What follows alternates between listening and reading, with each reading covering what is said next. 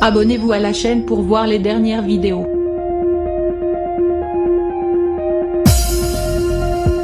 Depuis le dernier Conseil des ministres le 29 juillet, le gouvernement et le chef de l'État prennent à leur tour quelques jours de vacances en cette période estivale. Le président et son épouse ont logiquement pris la direction du fort de Brégançon. Mais, en raison de la situation sanitaire qui se dégrade, classe égale à HRL, Emmanuel Macron a sacrifié un peu de son temps de repos pour s'adresser aux Français.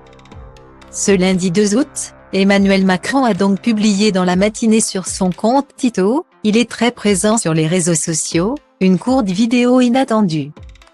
Le leader de la République en marche apparaît en look décontracté avec un t-shirt noir tout simple depuis son lieu de vacances.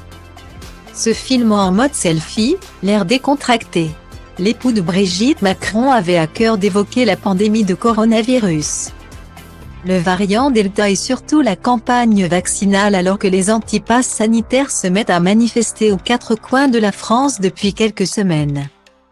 Emmanuel Macron, qui a lui-même été confronté au Covid-19, espère convaincre et forcer un peu la main aussi des réfractaires à la vaccination présentée comme la seule arme face à la quatrième vague. Il s'est d'ailleurs félicité d'annoncer qu'un peu plus de 42 millions de Françaises et de Français qui ont reçu une injection de vaccin et un peu plus de 35 millions ont reçu les 2 doses et qui sont donc dûment vaccinés, complètement vaccinés. Je sais que pourtant beaucoup parmi vous s'interrogent encore, ont peur, beaucoup entendent de fausses informations, de fausses rumeurs, parfois n'importe quoi, il faut bien le dire. Alors j'ai décidé de répondre directement à vos questions. Allez-y, posez-les-moi et j'essaierai d'être le plus direct et le plus clair possible. A lâché Emmanuel Macron dans sa vidéo déjà vue presque 3 millions de fois. L'Élysée a ensuite indiqué à l'AFP que le chef de l'État allait prendre des questions et répondre en vidéo régulièrement cette semaine.